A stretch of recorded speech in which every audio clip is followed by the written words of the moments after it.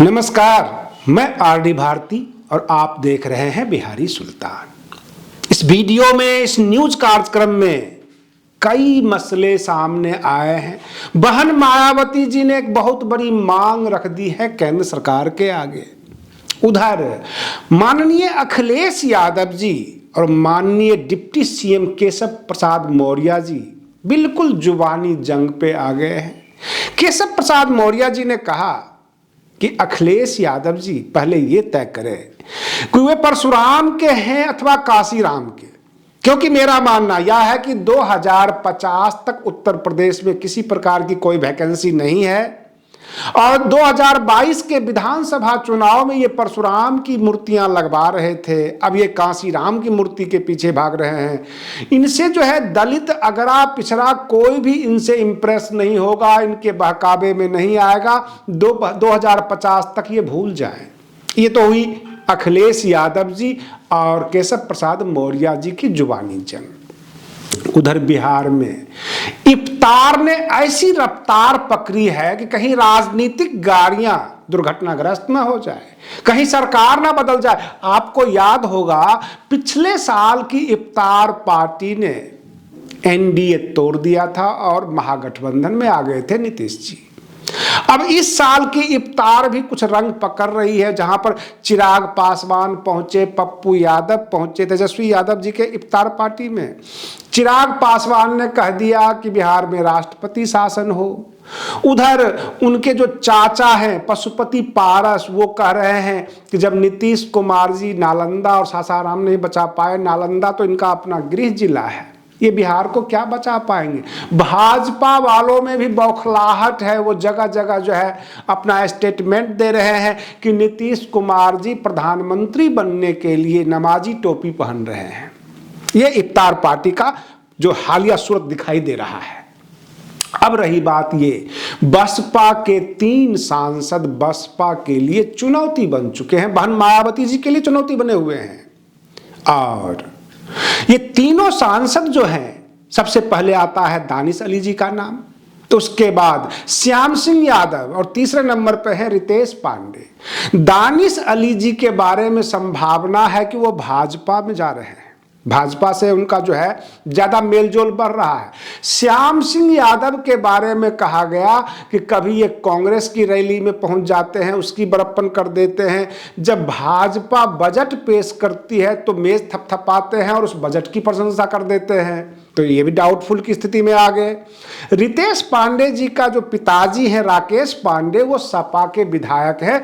2022 में बसपा को छोड़कर वो सपा में चले गए और वो विधानसभा चुनाव जीते, अभी विधायक हैं। तो रितेश पांडे जो अंबेडकर नगर से बसपा के सांसद हैं, यह भी एक चुनौती बने हुए हैं बसपा के लिए।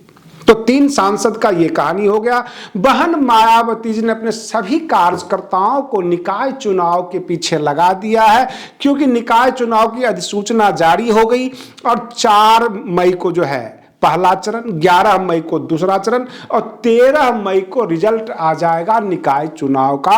तो उत्तर प्रदेश अब चुनावी माहौल से गुजर रही है और निकाय चुनाव के साथ साथ 2024 का लोकसभा चुनाव भी एक निशाना है। अब प्रश्न यह उठता है कि यह बेस तैयार किया जाएगा निकाय चुनाव में, चाहे वो उत्तर प्रदेश हो, वहां तो निकाय चुनाव है।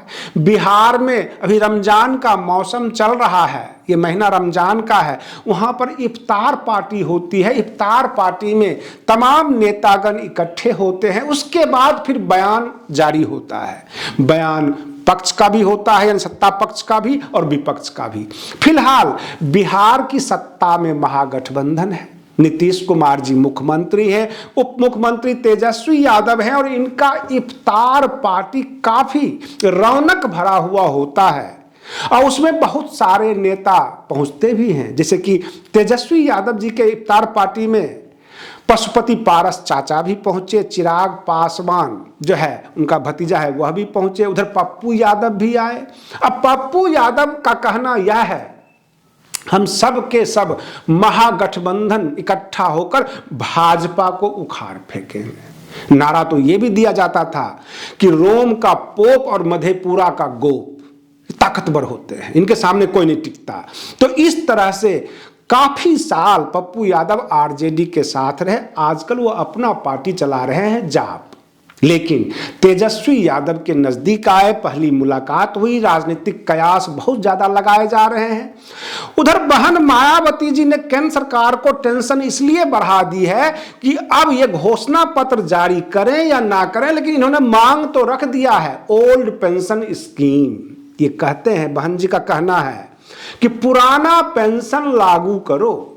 और रही बात ये, बहन मायावती जी ने कई बार कह चुकी हैं कि अगर अखिलेश यादव जी दलित हितैषी होते, पिछड़ा वर्ग के हितैषी होते, तो उन्होंने प्रमोशन में जो आरक्षण वाली बिल थी उसको क्यों फाड़ के फेंका था। बहन मायावती जी ने केंद्र सरकार के सामने जो मांग रखी है कि पुराना पेंशन जो था वो काफी सही था, गरीब लोगों का इससे जान बचता था, नौकरी लग जाने के बाद उनको लास्ट में पेंशन मिलता था। ये पेंशन भाजपा सरकार ने ही खत्म किया, क्योंकि भाजपा और कांग्रेस बारी बारी से केंद्र में आती रही, एक ने खत्म किया, दूसरे ने मुहर लगाया, यानी कांग्रेस और भाजपा की मिली भगत रही है। तो इससे साफ जाहिर होता है कि बहुजन समाज पार्टी अगर सत्ता में आती है, ताकत में आती है, तो यह ओल्ड पेंशन स्कीम लागू करवाएगी। ये मांग रख दिया गया है।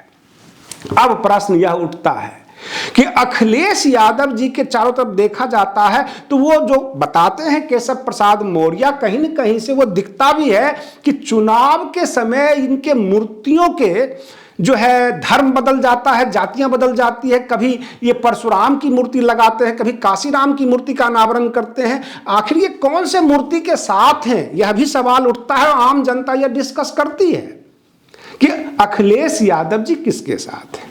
बहन मायावती जी ये कहती हैं कि जातिगत द्वेष वाली कोई भी नारे नहीं लगने चाहिए, एक जाति से दूसरे जाति को नहीं लड़ाना चाहिए, ये बहन मायावती जी का कहना है। इस निकाय चुनाव में बसपा का साफ संदेश होगा कि उत्तर प्रदेश का चुनाव जीतना है और सभी जातियां, सभी धर्म सद्भावना पूर्ण मिलकर एक जगह मिलकर काम करें। हम बात करें रोजगार के ऊपर, हम बात करें महंगाई के ऊपर, युवाओं की शिक्षा और रोजगार सुनिश्चित हो, ये बार बार बहन मायावती जी कह रही हैं।